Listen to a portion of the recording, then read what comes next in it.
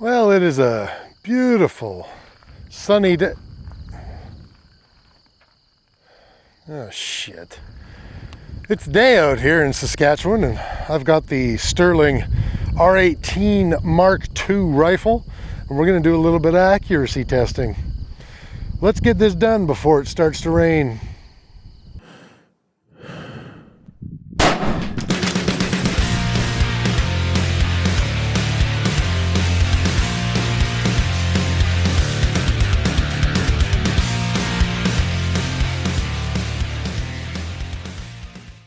Okay, we've got a pretty good selection of ammunition this time, and I'm really kind of hoping that this is going to be a very comprehensive test of ammunition in this rifle. When it was first released, it had a lighter fluted barrel, and Sterling announced that they were it was not giving the accuracy that they wanted. They ended up recalling a lot of the rifles and rebarreling a lot of them. And they said that they were shooting for that, like, 2 to 4 MOA kind of accuracy out of these rifles. And they seem to think they've got it now with this new barrel. It is quite a nicer barrel. It doesn't add a whole lot of weight to it compared to the fluted barrel. It's not really that big of a difference, but it should be a lot more of an accurate rifle. And we're really just going to put it to the test. Before we do, when I did this accuracy test with the WK180C Gen 2, I had a lot of comments about, like, oh, you're using a cheap scope on it, and rifle this and trigger that, and okay, here's the thing. I'm testing a factory rifle, guys. Because I'm testing a factory rifle, I'm trying to test it in its factory configuration. So I have not put the Trigger Tech diamond in it yet. I have not swapped the barrel other than what came with the factory. I have not put any other furniture on it. And I am running an entry-level Vortex Viper hunting scope, 3-9 hunting scope on it. That's just the way that it is. This thing comes with a mil-spec trigger. It's extremely heavy trigger pull. It's not the most crisp trigger pull in the world. That's going to affect accuracy. Put a better trigger in it, you're probably going to get better accuracy. Put a better scope on it, say an Apex Rival, and you're going to get better accuracy. Rebarrel it with an IBI barrel, you're probably going to get better accuracy. This is a test of the factory rifle as it comes with an entry-level scope. And if you want to get better accuracy than I'm going to get here today, just change some of the things on it. I think we get the point here. Let's take a look at the ammunition. Like I said, I'm trying to do a little bit more of a comprehensive test with this, so I've got as much of a variety of ammunition as I can get right now. Thankfully, there's a little bit more variety on the shelves this week, so I was able to pick up a number of different ones. I remortgaged my home. The least expensive ammunition, well, the least expensive is going to be this stuff, because this was purchased pre-pandemic. This is the Remington UMC bulk pack. You buy it in those 1,000-round bulk packs. I think I paid somewhere in the neighborhood of like 62 or 65 cents a round for this. But other than that was purchased pre-pandemic. This was all purchased post-pandemic, and in fact, like 1, 2, 3, 4, 5 were literally purchased like today or the last couple of days. The least expensive I found was this American Eagle, and it is north of $1 a round. And then I think the most expensive was, I think the Hornady match was about $49. When I bought these a couple of weeks ago, and these I believe were somewhere in the, I think they were like $59 or $55 when I got them, which is, significantly north of $2 a round. Even this at 44 or 49, whatever I got it for, north of $2 a round for 223 or 556 ammunition. So holy poop, that is what it is. But okay, let's run it down. These are 55 grain Remington UMC, and you can see that they're a full metal jacket round. These are Sierra Matchkings. They are a well, first of all, they're 223. They're a 69 grain hollow point boat tail. We've got some Prairie Enemy. That is the ugliest looking gopher I've ever seen in my life. Like, no wonder they're shooting him. This is 55 grains of, I think they're hollow points. Pretty sure they're hollow points. But they're 223 again. This is the SAKO Gamehead. This is a soft point, and it is... Where are we here? It is a 55 grain soft point in 223. Then we come back to the American Eagles. This is a 5.56, 55 grain full metal jacket. Then the Hornady Match. This is a 75 grain boat tail hollow point in 223. And the Hornady Black, because America runs on black.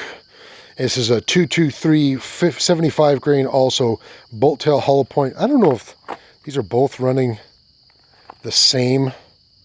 Maybe the black is running a non-match hollow point and the match is running the ELDM. I'm actually not too sure. But we're going to shoot them anyways.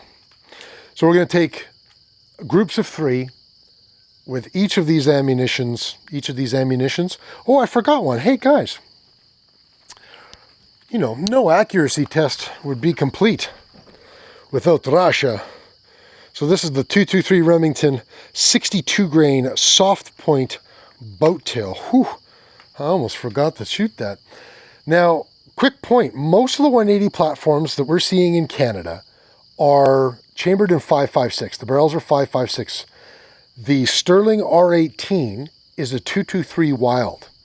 So we've got a mixture of both 5.56 and 223 here. And I don't know if it's going to make any difference whatsoever, but just important to note, most of your 180 platforms are coming with 5.56 NATO barrels. The Sterling R18 is a 223 Wild. All right, let's see how we do. Okay, our targets are set up.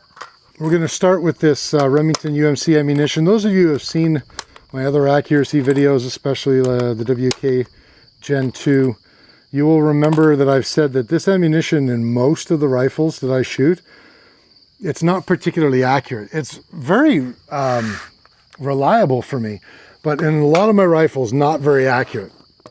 Anywhere from 4 to even like 8 MOA often. The Gen 2 did like it though. Let's see how the R18 likes the Remington ammunition. You should be able to see, as I'm shooting, on your screen somewhere. I'll put it up there for you. Don't worry. So we're going to go 3 rounds. This is going to be center target with Remington UMC ammunition. Here we go.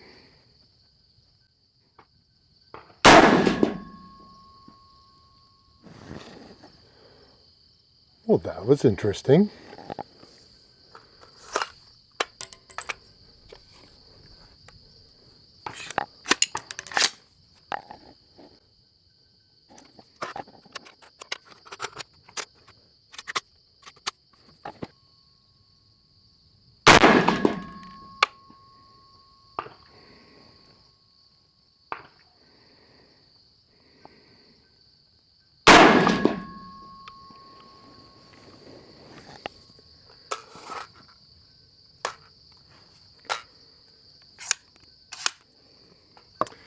There's your Remington UMC. Having a couple extraction problems with this. I might have to play around with the gas. That was very interesting. Okay. Next up is going to be the Barnaul. These are 62 grain, I believe. Soft point, steel cased rounds. Let's see how they do for accuracy. We're going to go top left target.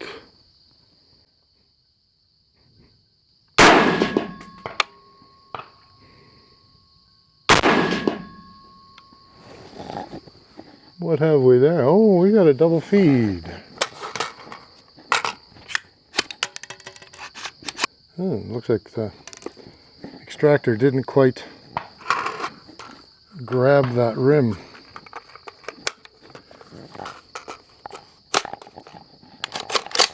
One more. Top left.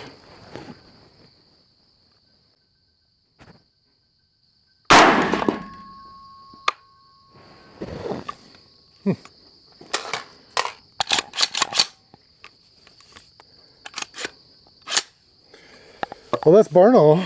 Let's take a look at the Matchkings. Let's see what happens. We're going to go top right target on this one.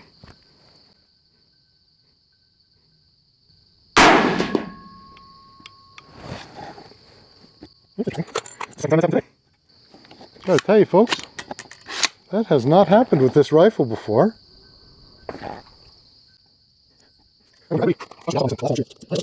We've got two more top right target.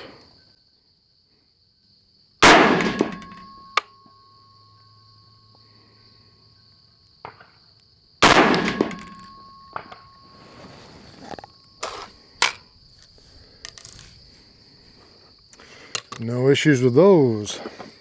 Let's stick with Sierra. Going to go to the 55 grain Prairie Enemy.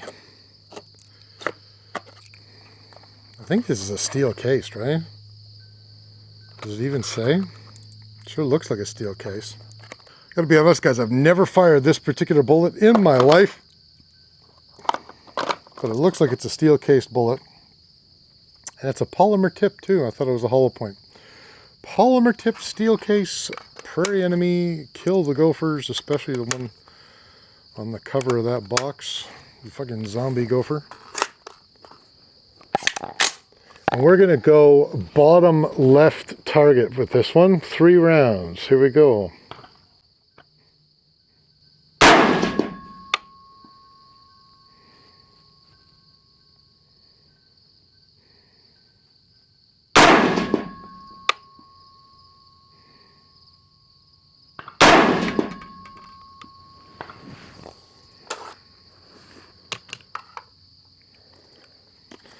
And for the last one on this paper, let's finish it off with some SAKO. Because why not? So we've got I think this is also a 55 grain. It's a soft point. And it is a 55 grain. Well, at least we're back to brass case.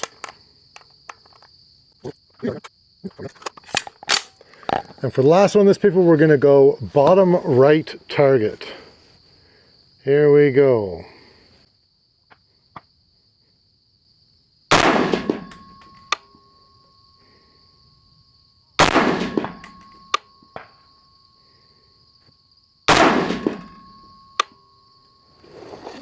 Oh, that didn't hold our bolt open. How's about that? So we've gone through Remington UMC, we've gone through Barnaul, we've gone through Sierra, we've gone through the second Sierra, the gopher mashers, and the SAKO. That's it for this particular paper. Let's go take a look at how we did, and then we're going to shoot our last 3 types of bullet in just a minute. So we can very clearly see some of this is me. So first we had our UMC 1, 2, 3. That's what? 3.5 inch group. That's not bad for that ammunition, to be perfectly honest with you. Second is our gopher. No, this is our Sierra Matchkings. I don't even know where I threw the 3rd round. Probably right here or somewhere around. Maybe that looks pretty fresh. So that's probably my 3rd round right there. That's obviously me, and this is me too. Like a vertical string like that. That's about, 2 inches and some. Next was our gopher mashers, and that's a bit surprising, isn't it? That's a little more than 1 inch, I suppose. And I'll be honest with you, the string here is probably me again. Next, we shot UMC. Then this is the Barnaul. This is the Barnaul which again, very surprising.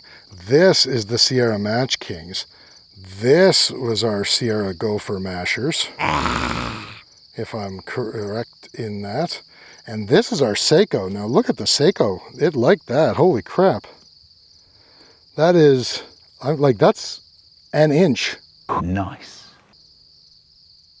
Not bad at all. And again, a nice vertical string there. I'll bet you money you put a better shooter with that ammunition, and that group is a tighter group. So starting to see some you know, differences here. It's okay with the UMC. I've seen a lot worse with Gen 1 180Cs and MCRs with that ammunition. The Barnaul, if that's my shot, which again, you know, you guys judge, but look at all the ones around it. That looks pretty fresh to me. That's really not bad for that Barnaul steel case ammo. This is not bad, a little more than an inch for a Sierra Match King. The Predator, Gopher, Smasher, whatever rounds, that's still not bad. You know, about 2 inches. And, you know, if I put a measuring tape on that, that might even be slightly under an inch, probably not, but, you know, about 1 MOA. And for a rifle that they were trying to make 2 to 4 MOA, that's not bad. We've got 3 more types of ammunition to try with this yet. Let's see, 2 of them are Hornady. I really like Hornady. Let's see what happens with these next 3 shots.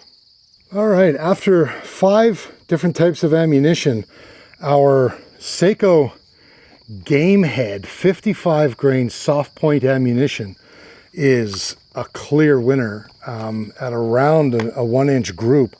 Our number 2 were the Sierra Match King competitions. This is a 69 grain. And, you know, even our 62 grain soft point Barnaul was a little bit surprising, even though you know, my point of aim is, or my point of impact is obviously different on a lot of these rounds.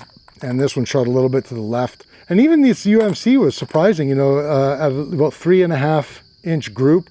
I got to be perfectly honest with you. I am very used to like 4 and 6 inch groups out of this. And I've seen as big as 8 inch groups out of a bolt rifle with this once. It's really blaster ammunition, and 3.5 inches at 100 meters with this Sterling R18. I really can't complain about that.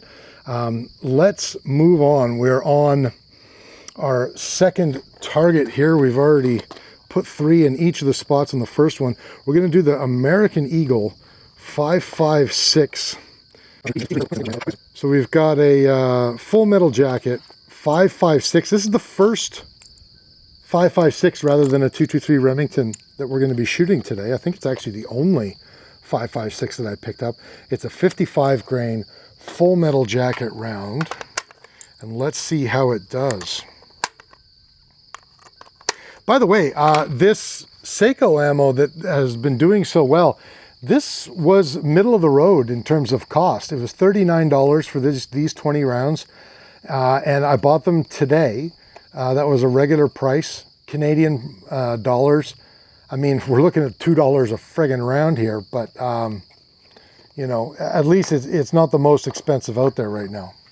Okay, what is this? American Eagle XM 5.56. We are going to go center target with this one.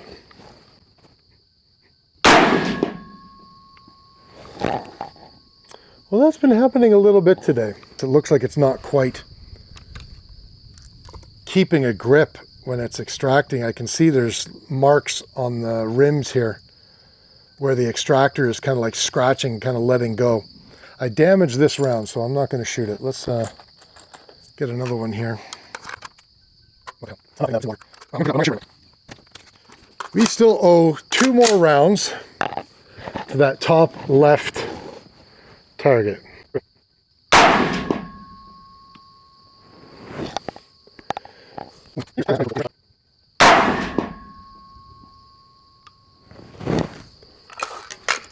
Didn't extract that one either. That's a hot round. Yeah, same marks. We're going to shoot the XM 5.56 from American Eagle again, just because, you know, It's a semi-automatic rifle, and we kind of shot those individually. And we've got the space, so let's do it. The last ones were all top left. Now we're going to go top right. 3 rounds. Here we go.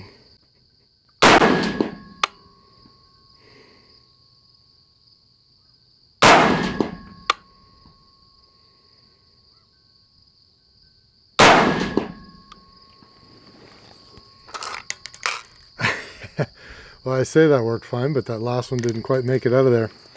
But, you know, the bolt did hold back. I hope I haven't damaged the extractor here, but we'll find out later. Right now, we're trying to get accuracy. Next up is the Hornady Match. This is a 75 grain ELDM bullet.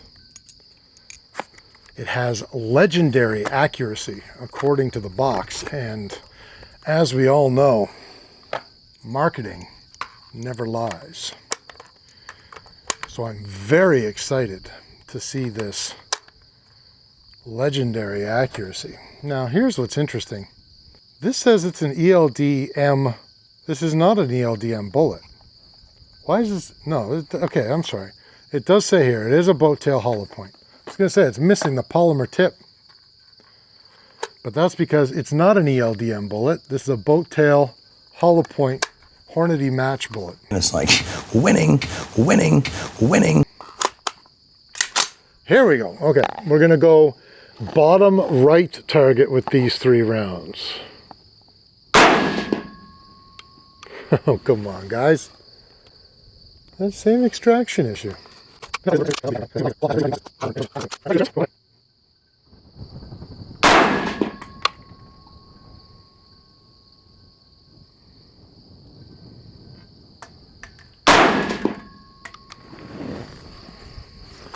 Well, we got through those last 2 without a problem.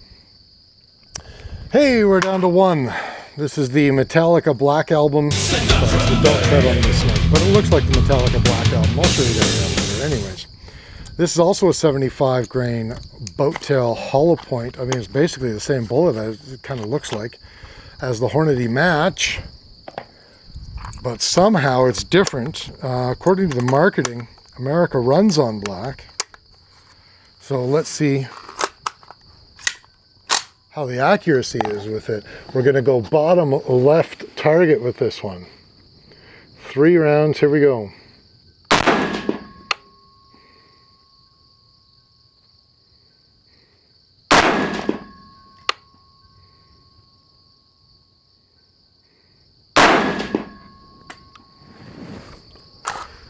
Well, it ran it just fine.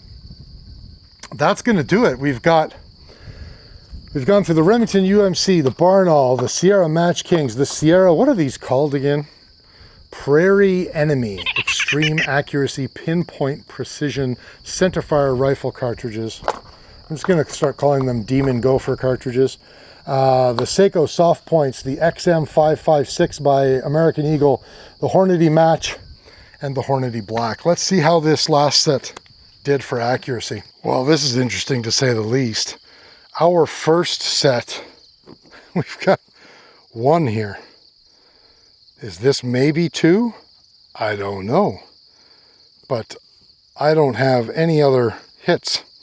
So I'm going to say it really did not like that 5.56 XM ammunition. Reshot that 5.56 XM round at the top right target. Again, you're seeing, you know, 1 to 2 inches high, and then about, you know, 3 inches or so, 2 inches, whatever, to the left again.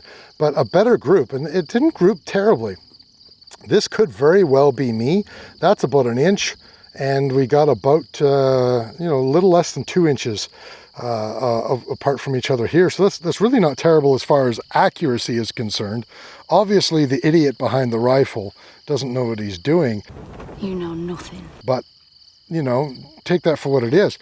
This is the Hornady Match rounds. Now, that's not great for a match round, and I'm not super happy with that at all. I seem to be shooting to the left today. Anyway, maybe I'm not as zeroed as I thought I was. But 1, 2, 3, and I mean, call that 2-inch group, give or take. Again, you know, the Sterling is shooting for a 2 to 4 inch rifle. That's 2 inches. It's not terrible, but I mean, we've already seen much better than that from the SAKO. Now here's interesting. The Hornady Black, those two, that's like what, 1/4 inch right there? And that's the 3rd impact right there.